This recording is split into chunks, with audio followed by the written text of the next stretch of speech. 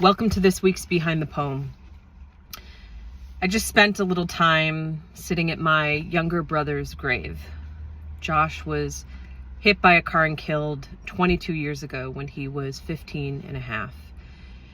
And this Monday, which is October 7th, is his yartzeit.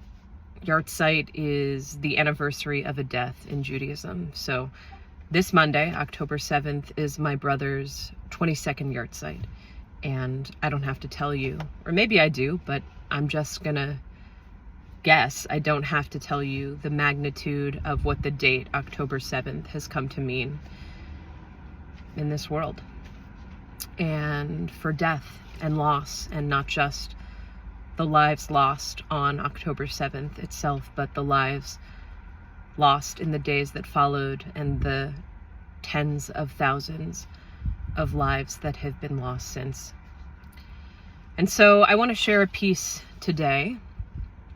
I call it Viddui. Viddui is the confessional in Judaism, the confession of one's sins. And there are a couple times when the Viddui shows up. Viddui shows up in our Yom Kippur services, which will happen in a week. We will gather and confess our sins. And the Viddui also shows up on someone's deathbed. Either a family member or a rabbi or someone, if possible, comes and recites the Viddui, the last confession, as someone dies. And as my brother was dying on October 7th, 2002, in a hospital bed, in an ICU, while my family was around the bed, there were two rabbis, a chaplain at the hospital and the rabbi from our synagogue, reciting the Viddui in the background. And so one of the memories that sticks with me in the wake of Josh's death is hearing the Viddui in Hebrew in these final moments of my brother's life. So I have a piece I wrote many, many, many years ago. I've never shared it publicly, called Viddui, about the last moments in my own life before I knew that my brother was going to die. And I want to give a content warning, both for death and also for mentions of rape and sexual assault. This is called Viddui. I'm on the phone with Neely, sharing the details of the previous Saturday night. How a friend from boarding school had been in town visiting with her friends from college. How I'd been drunk. How this group of guys approached us outside my high-rise dorm building. How this one guy started flirting with me and said he went to another school and he too was here visiting his friends. How he asked if they could come upstairs and hang out in my dorm room with my friends and me. How somehow he was the only guy I was signing in at security. How my friend and her friends went to the spare bedroom in my quad and left me on the couch in the living room with this guy. He started kissing me. I asked if he had a condom. He said no, so I said, "No sex then." I said no. And he kept kissing me, and we were making out, and I must have blacked out, and he was having sex with me, and I had said no. And the next day, he called to ask if he had left his Seiko watch there, and I sat with my roommates and told them it hadn't been consensual, and they held my hands as I called him back and read from the piece of paper on which I had drafted a script, and I said no. I didn't find your watch, and I am not comfortable with what happened last night, and I don't ever want to talk to you again. And how the next day after that, a Monday, I was in freshman writing class with Chloe, who would become my best friend, and she went with me to student health, and I filled out the form to get Plan B, because this was 2002, and it wasn't over the counter yet. And I left the box asking whether or not the sex was consensual, blank. And the nurse asked if I wanted a rape kit, and I said no, or if I wanted to press charges, and I said no. I didn't want to be another rape survivor having to prove the validity of my story in America. And I went on with my week, and I am telling all of this to Neely. But I do not yet use the word rape. I do not yet grasp the language for this trauma.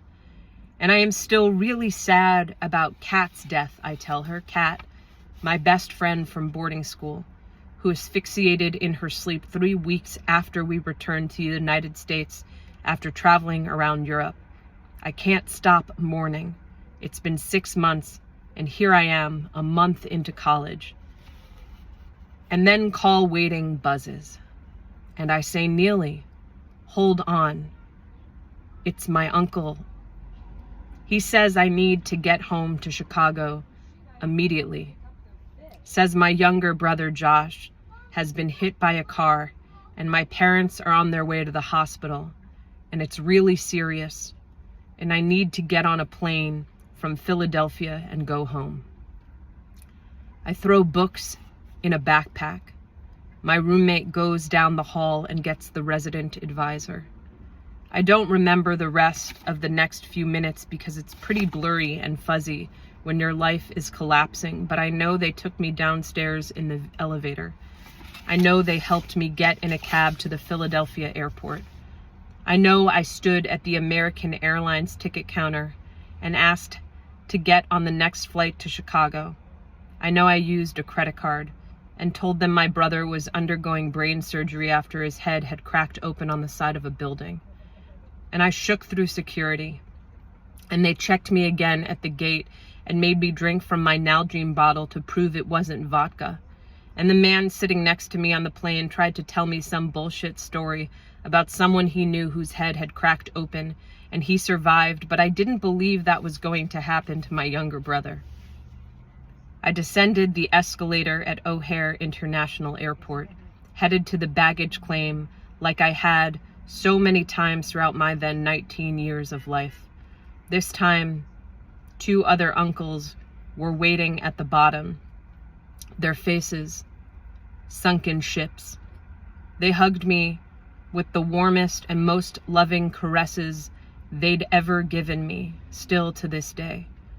They said it didn't look good, and my heart sunk like their faces, and they drove me to Evanston Hospital, and I watched my brother die. Here's the thing about watching someone you love die. You don't want anyone else to have to watch someone they love die.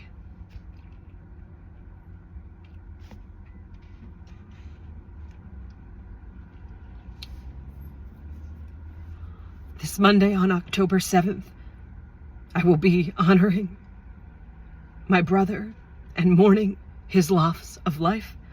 And I will also be mourning the loss of Israeli and Palestinian and Lebanese and life that we have lost in the past year. I wish for us to stop watching each other die, to stop letting each other die. We are watching each other die, and that should be enough for it to stop. Shabbat Shalom. Take care.